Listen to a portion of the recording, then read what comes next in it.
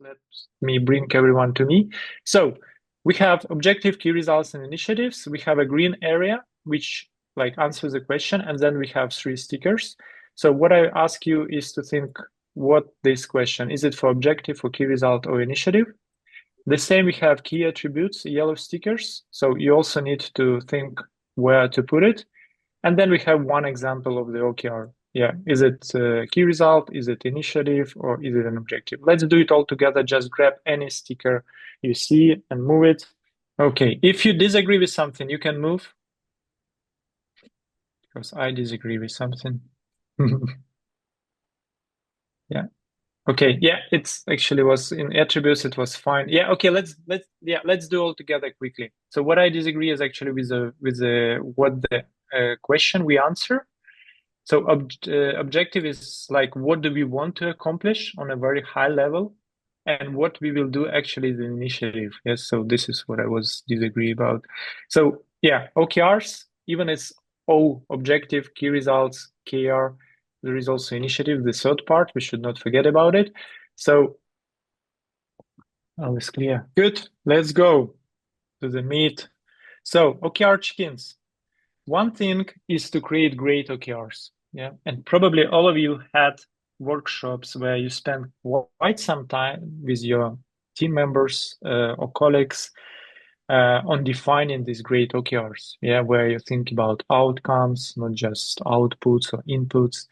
What is the value we would like to measure, etc. Yeah. So I know it requires a lot of time and effort to come up with great OKRs, but having great OKRs is not enough at all. It's just the first step. Maybe it's only 5 or 10%, very important because this is what sets the direction. But if you do not have discipline on reviewing how you are progressing, if you don't have consistency in remembering and following up on your OKRs, remembering to use your OKRs or goals in the decision you make, yes, then you will not succeed. So define great OKRs is great, but what we need is actually a discipline, consistency in following up on them and review them. And this is what we call in OKR chickens. Yeah, you can also call it OKR review. You can call it OKR catch up, etc. Yes, but in the world of OKR coaches, it's usually OKR check-in. This is the name of this event. And again, a bit of engagement just to see how often do you meet to review the progress on OKRs. So you have set up your OKRs. Then the question to you, how often actually do you meet to review the progress on these OKRs? Yeah, take the magnifier icon and just put it here. Good. Okay, yeah. So we have weekly, yes, we have every second week. So basically everywhere, yeah. So the recommendation on the frequency is to have it at least bi-weekly. So once in 2 weeks, at least. Yeah. Otherwise, you have a very long feedback loop if you are, let's say, looking at them every quarter, yeah, or even more rarely. The same with every month. So I know that the most popular period for OKRs, to set OKRs, yeah, when we set OKRs, they are time bound, yes, when we would like to measure this employee turnover rate, yes, as we had in the example. Usually, the quarter is the most popular period. And if you have a quarter and you meet every month, yes, then it's you just have 2 touch points.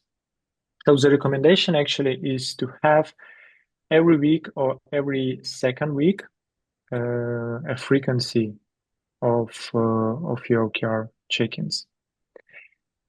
Saying that, of course, it also depends on the level where you work. If you're a leadership team, of a company or a big company, and you set OKRs, long-term OKRs, let's say, I don't know, strategic long-term OKRs for 3 years, then every meeting every second week will be probably too much. Yeah, and there you can go into every month or every quarter if it's really high level objectives we are talking about. But if you are talking about department teams, then the recommendation is at least bi-weekly.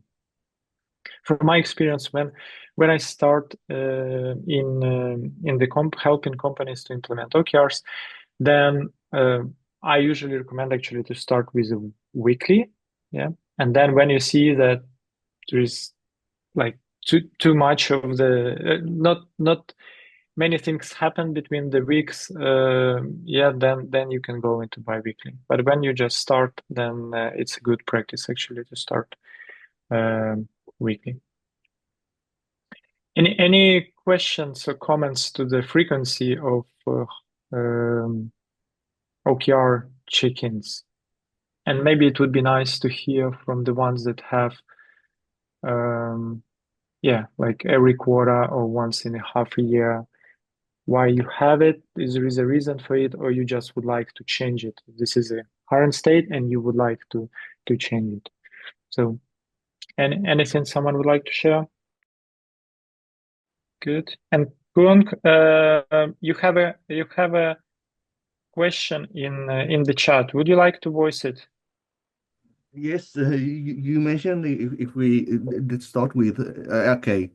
Now I realize your point that it's when you don't know, you start with every week. Yeah. Okay. Yes. Yeah. Yeah.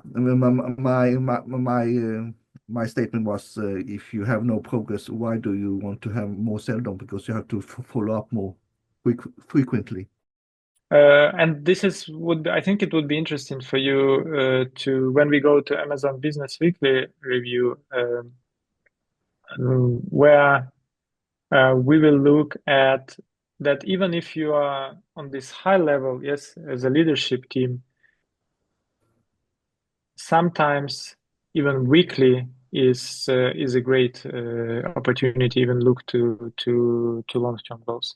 So I helped Panasonic leadership team in Germany with the OKR implementation, and they decided that they will look at their long-term, I think it was 2 or 3 years goals every week on board meeting. So they spent around 10 minutes of their board meeting every Friday looking at their OKRs. And even if there is no much of the progress happening, still they just having this discipline and consistency, reminding themselves what is actually the most important things we would like to drive. Because OKRs, as I said, it's not a planning tool. You do not put everything in OKRs. You put the most important things. Yes, you have business as usual, which is important. You have some other projects, some initiatives. They are also important. But what is the most important you put into the OKRs if you're using OKR as a framework? Yeah, Margot? Yeah, so I would like to add something from my experience. For example, for our team, it makes perfect sense to have an OKR check-in once in 2 weeks. We are like making a significant progress during this time, and it's totally okay. For some teams, they have more, I would say, there are different indicators. Some of them are leading, some of them are lagging, and the work can be happening, but the changes in the key results are not that significant. So it may make sense for team to make these check-ins, for example, once in 3 weeks or once a month. Again, very team specific.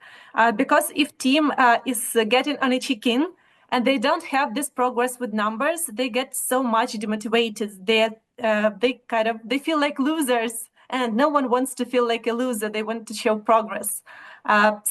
This is just from my experience. I know that generally we should make OKRs more frequent, but still keep the team motivated.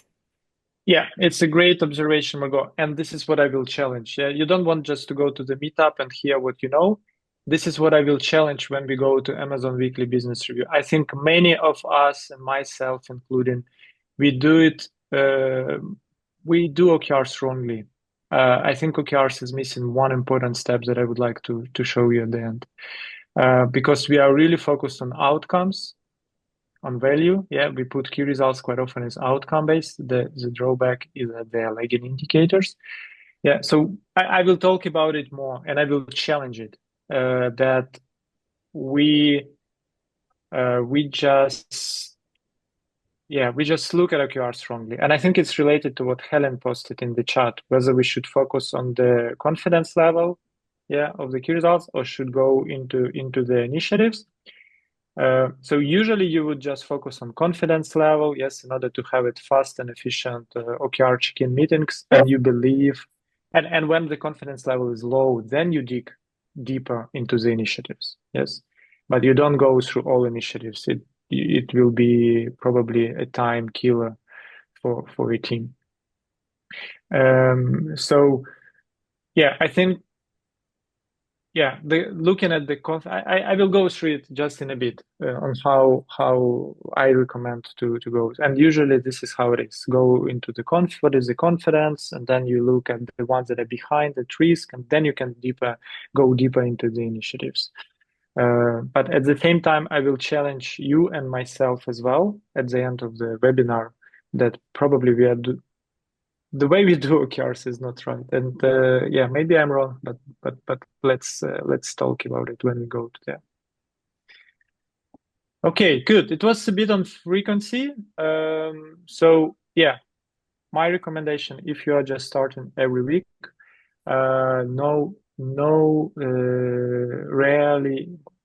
seldom than bi-weekly. Yeah, as I share it, like Panasonic leadership team doing weekly on their three years OKRs. And as we'll see, Amazon leadership team also looking weekly. Good. So so what is a check-in? We already defined. So OKR as a system, OKR cycle, it has three major steps. First, when we define OKRs for the period, and the most typical one is a quarter.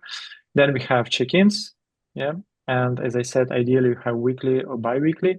And then you have reflect and reset, where you make a retrospective on how you worked with the OKRs, anything you need to change, what is the final grade of the OKRs, what we have achieved or not. This is final grade is also input for retrospective.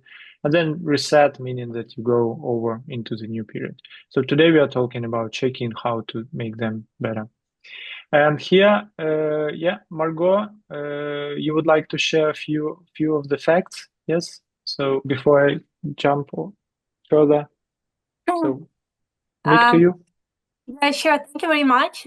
So basically, one of the important parts of updating OKRs is actually making people go and update an OKR. It can be in a spreadsheet, it can be on the Miro board, it can be in a specific OKR tool, but it's very important to remind people to actually do this. I'm in something. Yes, sorry, were you saying something? Yeah, okay. These are the calculations based on a team of 100 employees with 5 managers. And let's say every manager spends around 2 minutes each week per employee that they're managing to remind them, hey, you need to go and update the OKR you're owning. And if we look at this, in the year perspective, it can multiply to up to 173 hours.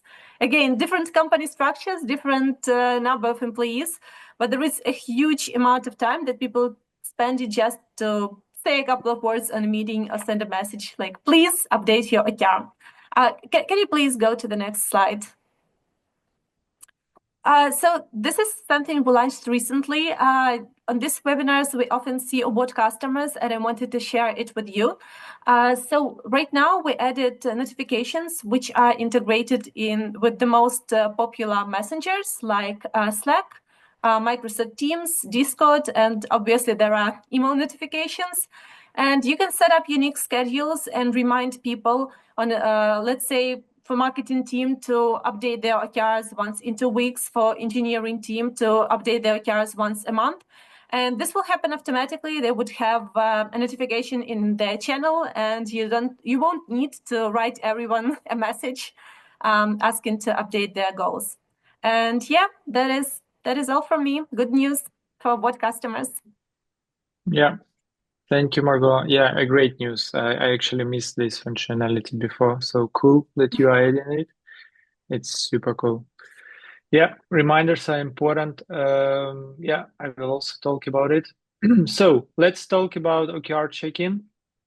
So the key for effective OKR check-in is a preparation. Probably you can say it's about any meeting. Yes, if you would like to have an effective meeting, then you need to prepare. You need to understand what is the goal of it, what is requested from the participants. So let's talk about what is requested for OKR check-in as a preparation. It is not okay during the OKR check-in having a team member and say, oh, let me just update the status, I forgot, or let me see if it's 15% or 20%. And everybody is just waiting. This should be done before OKR check-in, and this is what owners on the key results or objectives they should do. I will show you the example of these responsibilities. I just helped recently one company, and they asked me, can I just write down what are the roles and responsibilities of these owners? So on each objective and key results should be owner. I quite often love to name them driver, because owner means if I'm an owner, then it all depends on me to achieve this key result. No, but usually I'm the driver who making sure that the work is happening. Yes, and it's not only me who is accountable for this. So the owner or / driver needs to update the status and grading of each OKR. So even OKRs about teamwork, yes, and this is what we would like to have.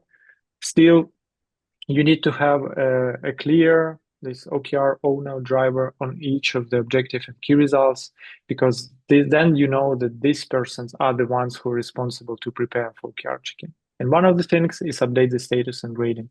Then decide what to raise during the meeting on specific OKRs. So hopefully you do not have many OKRs. Yeah, the recommendation is that team has no more than 3 OKRs, because this will bring focus to the most important changes. If you have many of them, then it might become more like a planning tool instead of driving important goals in your team or department.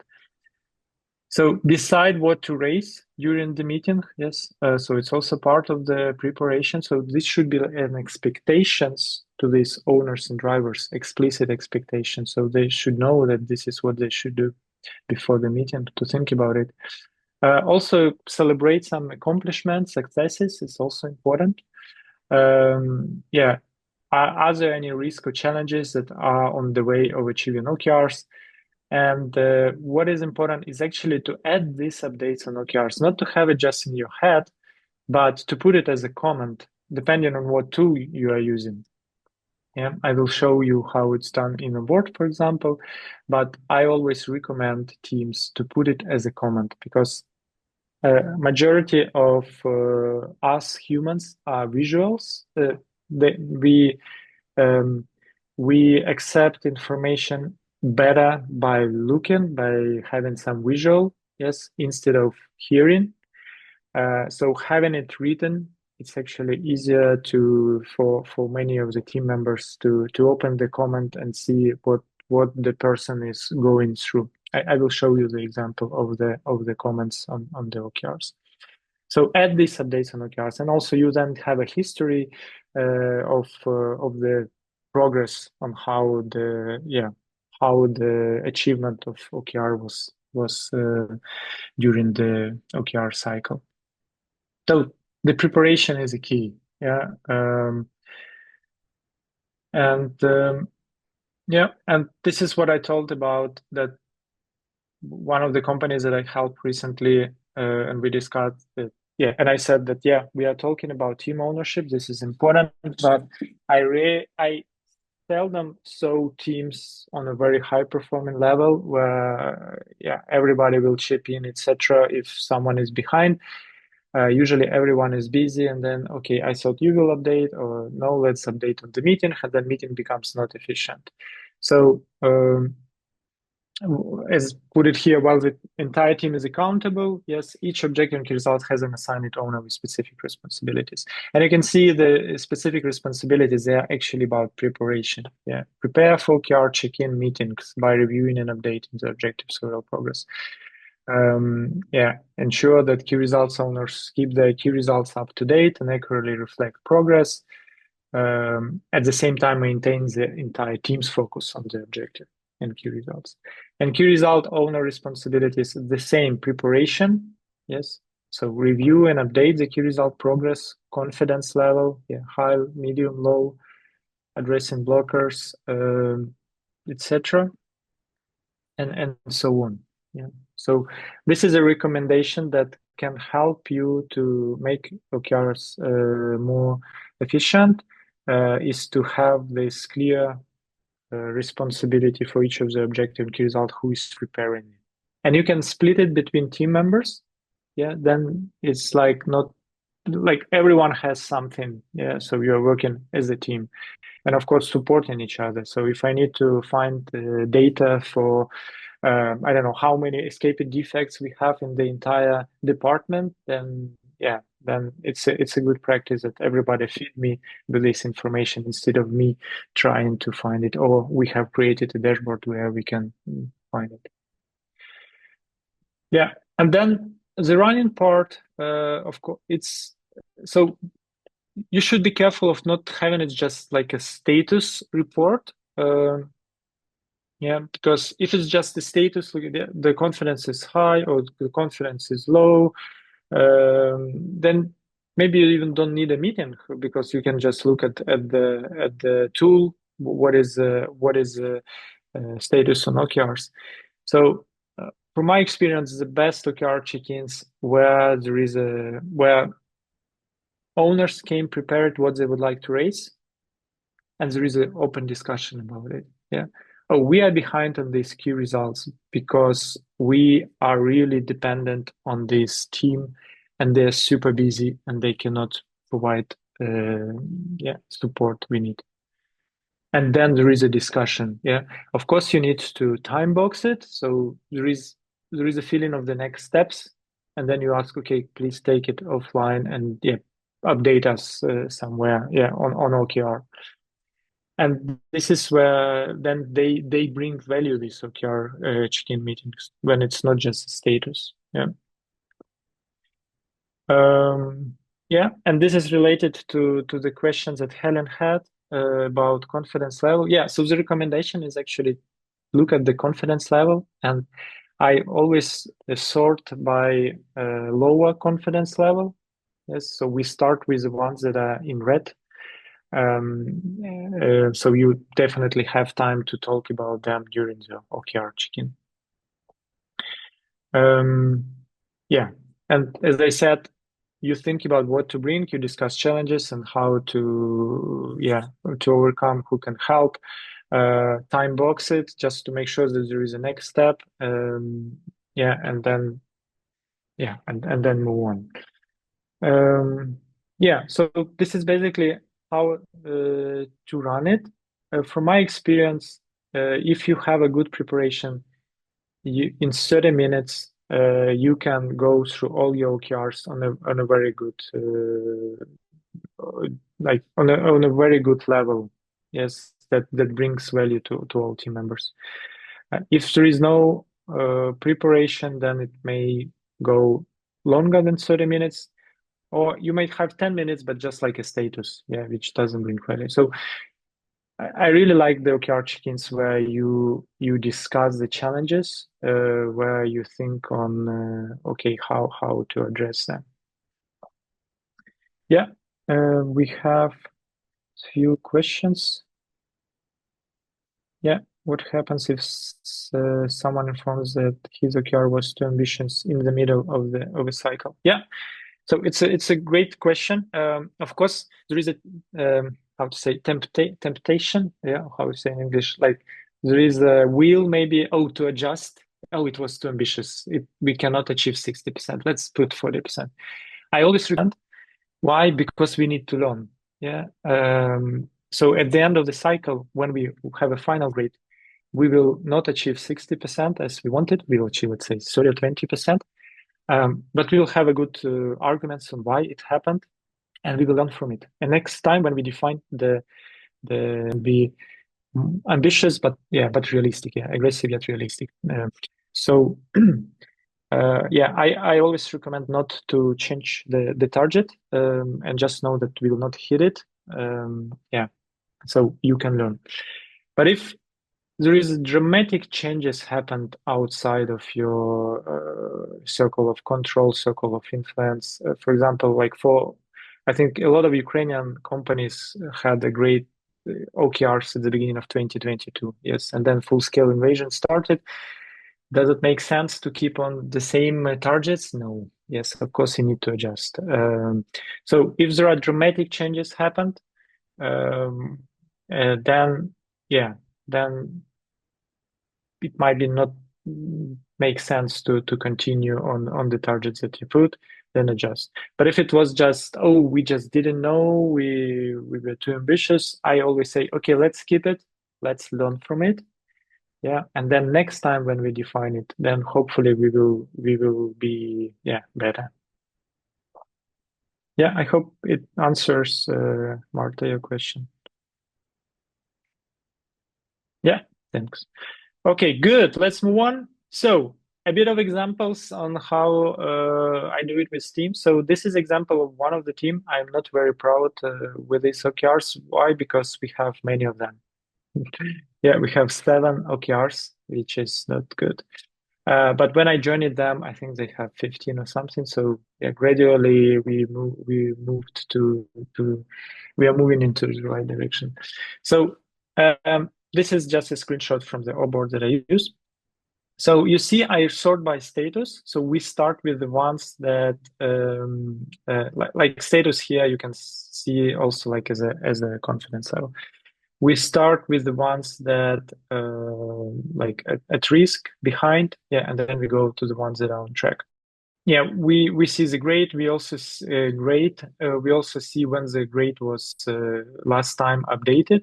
Yeah, as I said, we have owner for each of the objective and for each of the key result. Yeah, so if it's not updated, then we know whom to ask. And what I recommend and what I already mentioned in comments. Yeah, so put your updates in written form, not just talk over them. Because then it helps to the ones who was not present as the OKR check-in. If the leader or stakeholder would like to dive into one of the OKRs, they can just open it and see the history of the comments. This is an example of how comments look in this team. So we basically put 3 items: the progress that has been made since last time we met, what are the challenges you would like to raise and address, and what are the next steps to move. And then when we go through this objective or key result, we open the comment and the person not read it, but just talk over through it. And then we have discussion around it. So the preparation was made, the person thought about what person would like to update with the team, and also what to raise, what are the challenges, if there is any help needed. It's additional work for the team, but it's a good time to reflect on the most important changes, because OKRs are the most important changes. Yes, and it doesn't require a lot of time. So if you do not have many OKRs, if you distribute the ownership between team members, maybe 10-15 minutes in a week, you need to sit and write down. But I think it's a good reflection on how we're doing. Also dashboards, if your tool that you are using can have some dashboards, I usually recommend to start check-in with the dashboards. So, for example, you can look at the overall progress on the OKR on the team. In Oboard, there is also functionality to create custom dashboards, and which I often quite use. this is where we bulk some of the OKRs that are related to some topic. Yeah, let's say you have, I don't know, a project to integrate better between sales and marketing, and you have 3-4 OKRs that are in sales and marketing, and maybe in some tech team who is doing some integration. Yeah, you bunch them together, and then you can see the overall progress, and then you can see all them together in the same dashboard. So this is a good way to start OKR check-in before you jump into the details. Before you jump here, what is the overall picture? So what is the overall grade across for our team? Yeah. So you start with the dashboard, and then you jump into details. Yes, and Oboard has a great dashboard that I really like. Yeah. So if you using other tool, then try to get these dashboards. It's yeah, make it more pleasant experience during OKR check-in, and especially if you see the history and how you're progressing. Good. I think it was some tips and tricks on OKRs check-ins before I move to Amazon Weekly Business Review, and what I said that I think we are doing, we can be better with OKRs, but it would be a bit advanced topic maybe. Yes. Any questions or comments or feedback, or maybe you wanted to hear some other aspect of OKR check-ins, and ask it, and when we can, and I will try to answer. So I'm having a question. So let's say we're having this bad situation, and an OKR where we're falling short. It's far below our expectations. So what are the main questions we should ask to the team, to the OKR owner, so that again we won't demotivate people, but at the same time we'll look into the root of the problem? Yeah, I would start with the question if this OKR is still relevant. Yes, okay, it's relevant. Great.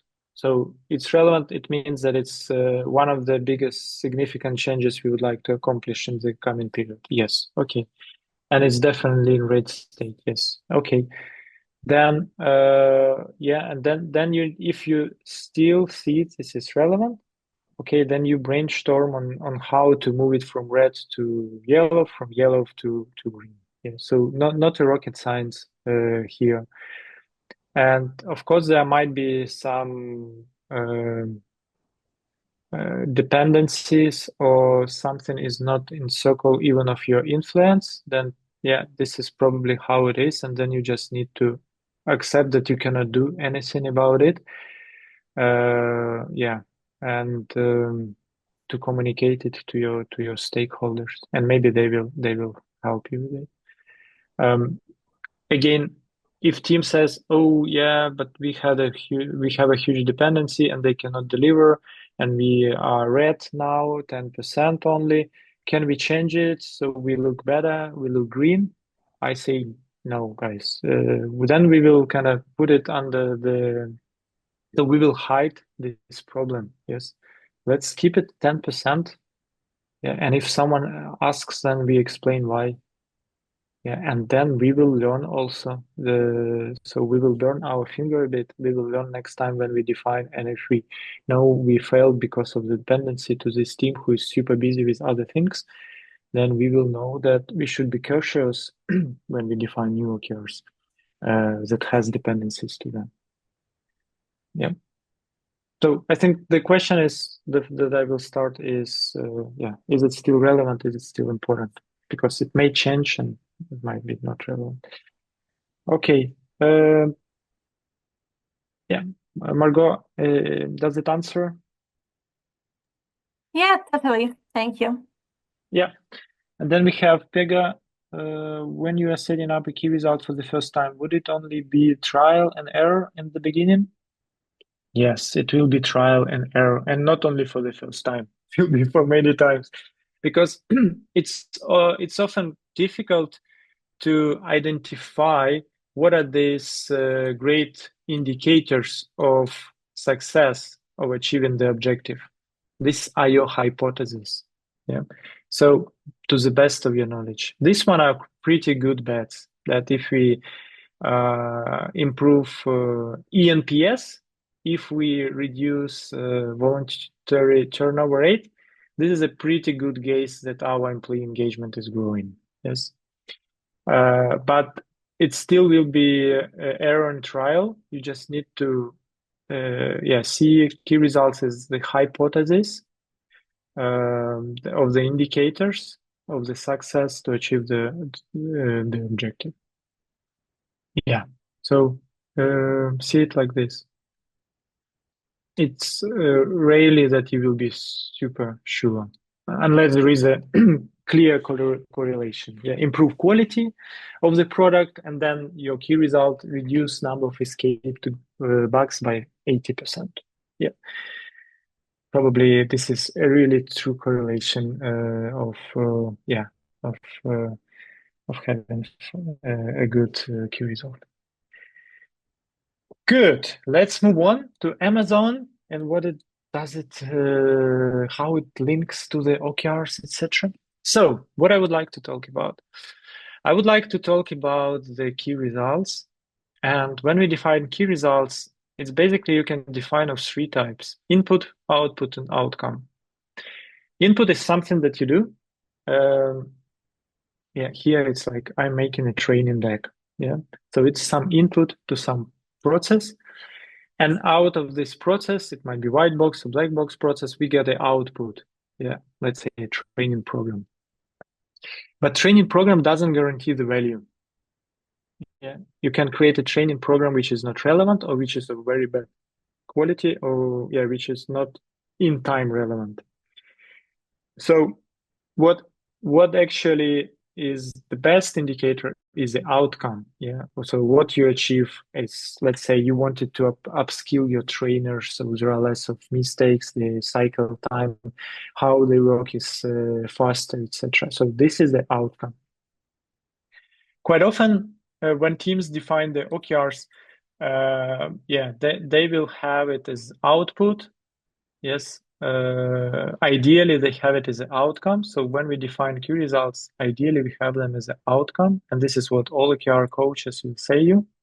Define key results that reflect the outcome. I usually say output is okay if you cannot harvest outcome in the same period, but you definitely should not have input. Input is initiatives. You remember objective, key result, initiatives. Input is initiative. You should not have it as a key result. Before I go more into this, I would like us just briefly have one more interaction together. So I will bring everyone to me in the mirror. So we have outcome and output. So outcome is about value. So what is the value behind this? Yeah. And output is just the result, a milestone, which doesn't guarantee the value. And we have the stickers. So I ask you just grab a sticker and think, what is it, the outcome or is it an output? So let's move it together.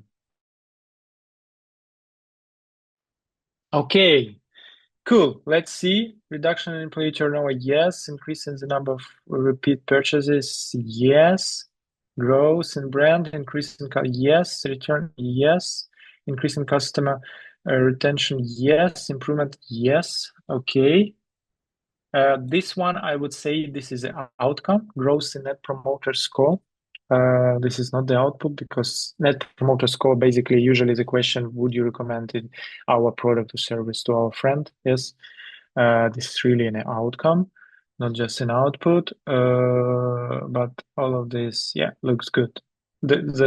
The trick here is actually when it starts with numbers, output. I just made it for myself. It doesn't mean that everything which starts with number is out. No, it's just in this example. Good. So we have an understanding. Yeah, and as I said, one of the good paradigms that you can use to distinguish between whether it's outcome and output. This is a model of circles. If it's in circle of your control, which is the smallest one, probably this is the output that you can do. If it's in circle of your influence, most likely this is the outcome, because outcome quite often is change in the behavior, change in the culture. Yeah, what user behavior we would like to change. yes, and you cannot control it. You can influence it.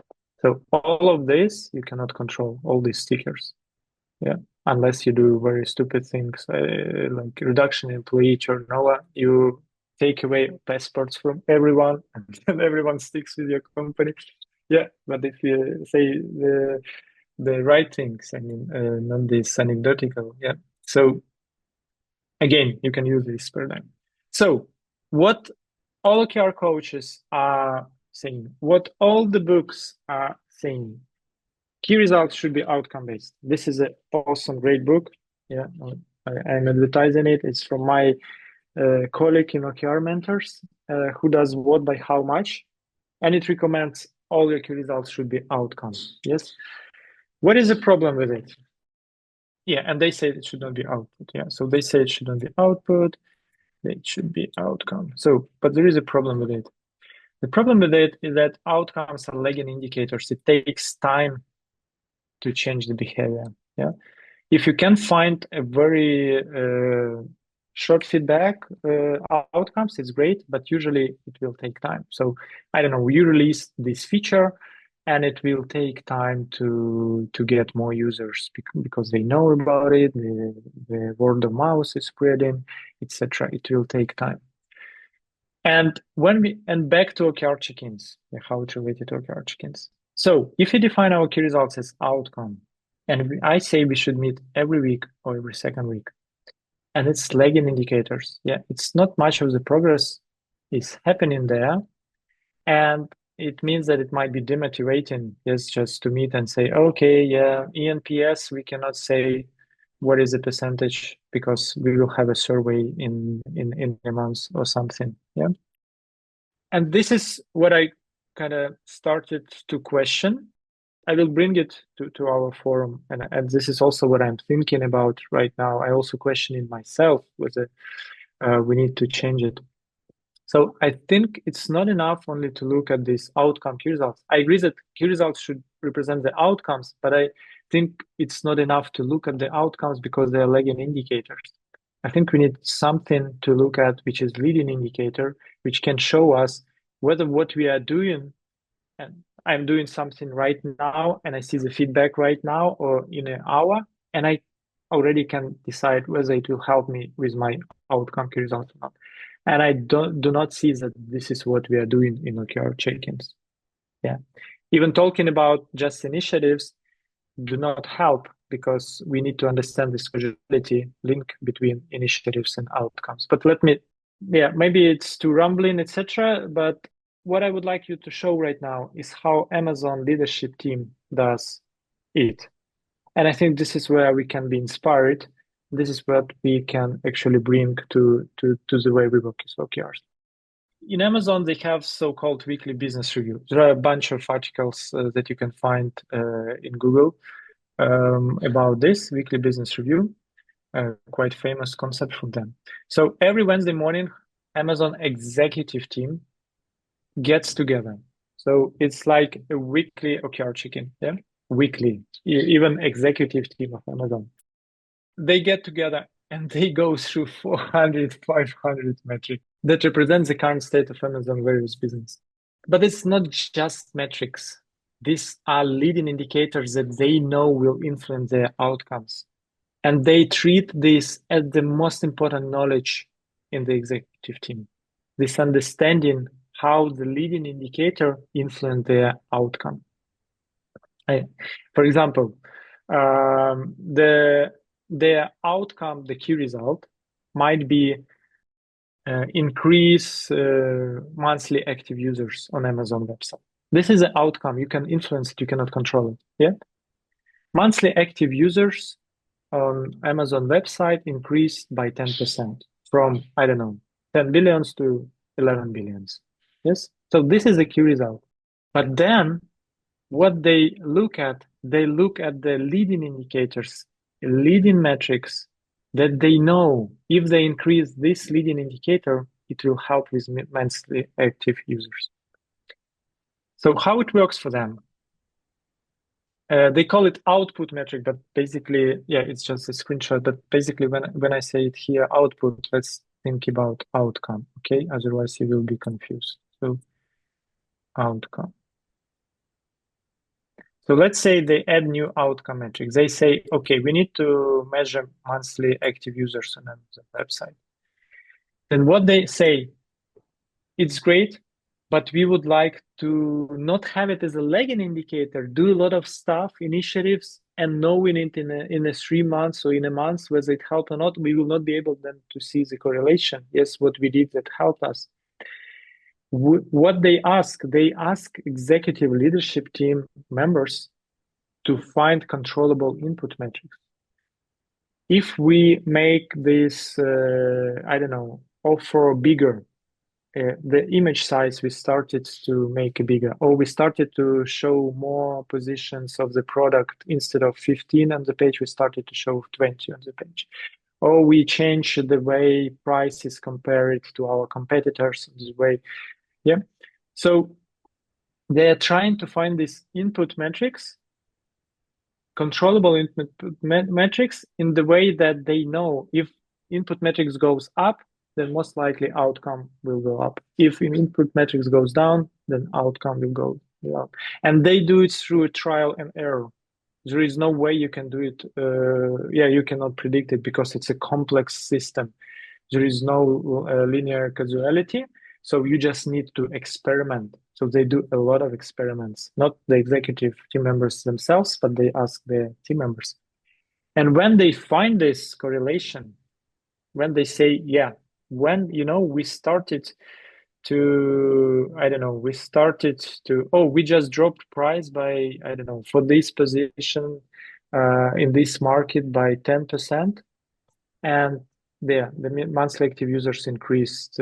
So when they find this correlation, they really see it as the most important knowledge. And that is what 400, 500 metrics they are looking through. I think now they probably do it with the help of AI. So they gain control and understanding of the business. Yes, and this is the most. I think this is the most valuable thing you can get. Quite often we are running blind in companies. Yeah, and then they do the same with other output. But of course, why they monitor it? Because right now it works correlation, but then something will change and it doesn't work. So they scrap away some of the things. They then add new. Margot, I see a raised hand. Yeah, so I'm not sure if I'm getting it right, so I wanted to double check. So basically they're thinking of some formulas, right? So in their head, so they say that, okay, if we get the bunch of this metrics, this metric will multiply this metric, and in the end, we will get our desired outcome, right? So they set up a formula, then they have these metrics that are used in this formula, and then they are checking if this estimation was correct or not. So did I get it correctly? So let me show one more thing, and then I think maybe it will answer your question. If not, then we will come back to it. Okay, Margot? Yeah, I know that I'm rambling. Maybe as I said, this one is a bit advanced. Maybe only for myself, but not for you. But let me show the example. Let's say our objective is improve customer satisfaction. A great key result would be about customer satisfaction score, customer retention rate. Of course, we need to make that measurable. Satisfaction, NPS of our users increased by 10% from 75 to 85. The same with customer retention rate. And this is what all books say. Your key results should be like outcome-based. And then we go to OKR check-in and we look at confidence level. They are lagging indicators quite often, and then it's hard to see how it's progressing. But what if we would try to find these controllable input metrics that we know if we increase something as a leading indicator, it will help us with our outcome. And let's say we are trial errors. We did find them, and we say, okay, when we conduct 10 customer feedback surveys every week, this helps us to get more responses, and then we actually deal with this response. We act Yes, on the feedback responses we approve, we see customer satisfaction score is growing. The same with training, support staff, yeah, etc. So we are not only focusing on outcome, but we actually trying to find controllable input metrics. Makes more sense during OKR check-in to look at, because this is something that we can do. It's a leading indicators. It's something that we can do more often. This is the idea. So if we, let's say we are all one team and this is our objective, and we found that, oh, if we start to create 200 ads per week about customer loyalty program, then it help us with enrollment rate for customer loyalty program, and it helps us with customer retention rate. Yeah, and then if you see this correlation, yeah, you also need to exclude variation errors. Yeah, so it's also there is also statistical data that you should look at, because but I will not go into details. So the idea is that I think it would be great when we go to OKR check-ins, not only look at awesome outcomes that our key results should be, but also to understand what are the controllable leading indicators, and look at them, how we during the week, let's say, how many ads we made and how it influenced our outcome key result. So this is what I wanted to say. And I see Marcus has a hand, but before I ask Marcus, Margot, did it answer your question? Yeah, kind of. It's a little bit complicated for the practice, so I'm not sure I can just take this and use it, you but cannot. It's something to think about. Yeah, my idea was just to put a seed in your head, so you start thinking about it. You know, like what another thing about this type of indicators, when I was doing the Measure What Matters OKR course, basically they were saying that your objective should have a combination of input OKRs, output OKRs, and outcome OKRs. So they were suggesting like using all three. And then when I was going into some, more in-depth literature, like modern OKR coaches, they are suggesting like, hey, you should focus on outcomes, like forget about the inputs, do the outcomes only. And now it seems like things are getting back to the roots, when it's saying like you still need kind of. I think I think key results should be outcome. I think this is right. We should describe from value perspective, but I just think OKRs missing one step. So, but where do these metrics sit then? So if OKRs are only outcomes, so they are not initiatives, they're still metrics. So they're kind of This is what I say. I think OKRs are missing one step. Currently, as you are looking currently at what OKR they are. So we have objective. Yeah, we have key result, which should be outcome. I agree. They should describe the change in behavior that we would like to achieve. Key result, outcome. Yeah, sorry, Marcus, I will shortly take your question. And then we have initiatives. This is basically what we do, but this is how we right now have OKRs, and this is what all books are saying how it should be. What I see is missing in OKRs is input controllable metrics, not just initiatives, metrics that we know how they correlate to the outcomes, that we know how they are correlated to outcomes. And when we have OKR check-ins, we need to look at this, not only at outcomes, but at this, because this is where you shorten in your feedback loop. This is where you can learn much more faster instead of working on a bunch of initiatives, and hopefully it will help with your customer satisfaction score. Yeah, Marcus? Hi. Yeah, so I just want to ask if you have some sort of good examples for, as you mentioned, controllable like input metrics. as I understand it, sort of NPS or eNPS is a good one. Is there anything else? NPS is a good outcome. It's not controllable input metrics. Yeah. So let's look at this one. So eNPS, NPS, it's an outcome, good outcome, I would say. Yeah. Okay. But then I thought, what is it? Yeah. Yeah, I thought sort of eNPS would be a good metric, and I guess improved employee retention rate would be a good outcome.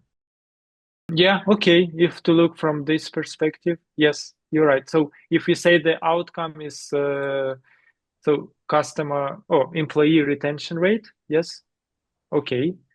And then engagement is a leading indicator, yeah. And then you maybe can more frequently ask how you are engaged by not piss off people that you ask them frequently.